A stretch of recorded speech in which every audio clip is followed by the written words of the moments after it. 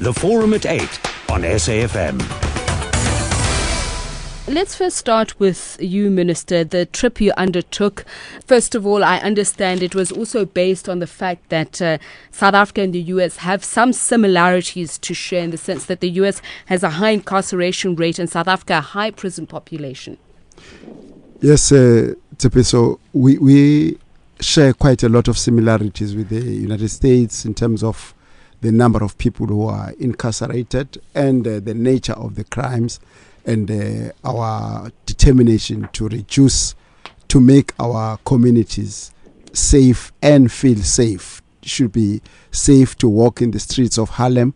It should be safe to walk in the streets of Alexandra and Soweto, and that is the objective. And in doing so, perhaps just in terms of just statistics, the United States has got 2,266,000 people who are in prison as I speak, and 6.9 million are under correctional supervision of one sort or another. Mm-hmm. South Africa has got 151 as of Friday. They had 151,000 people who are inside prison, 151,873, and 43,355 of whom are awaiting trial. Now, that is a big number. Our own capacity is 119. We've got 119 beds, so that once we go far over that, we are solving one problem of crime and creating another problem of crime inside the correctional centers and violating people's rights generally. One of the things that you were looking at on your trip was the issue of electronic monitoring. I understand that we already have a pilot project underway, but does it really belie what you were saying in your budget speech earlier this year, that the manner in which the prison population, inmates, were treated in the past has got to change?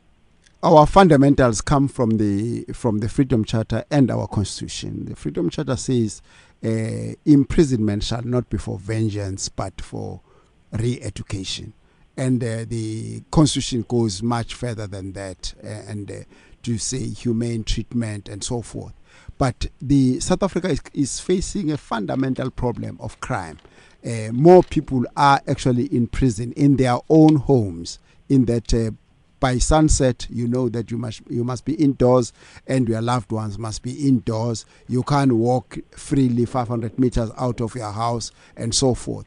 And the first people who are suspected are those people who are in and out of police stations, even if they had never been charged, but they become the immediate suspects, ex-offenders, those on bail, those on parole, and those are the people who are first picked up. And electronic monitoring gives you a device that you put on your ankle. It's like a watch sort of, but it's on your ankle. You can hide it with the socks or something. And it's there 24/7. And you are given another device that is like a cell phone. You can only phone us with it. You can't phone anywhere else. And at any time, we can monitor that you are in this house. You are now outside at the gate at any time, so that we therefore make South Africans feel safe in that they know that known people who are prone to offend in this particular manner, snatch women's bags or break into somebody's houses, let alone then rape or murder. You know where they are at any time, therefore we can prevent it.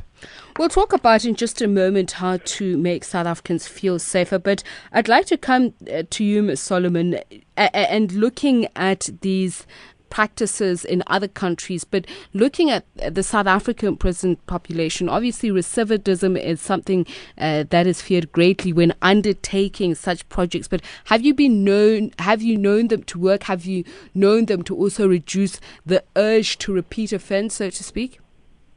Okay, Sophie, so I need to make a very, very important point. NICRO has been running non-custodial sentencing for the past 8 years.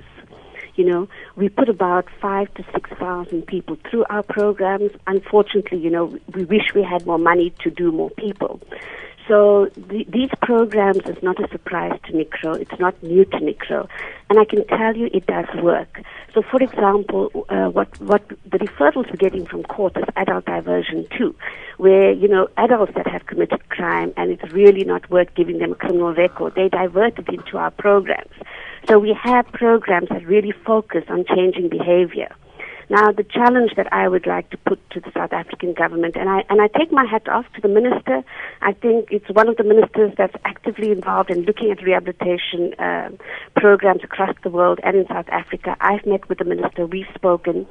Civil society needs to have the resource to upscale to deal with the scale of the problem. Now, as long as we don't have the resources, we deal with the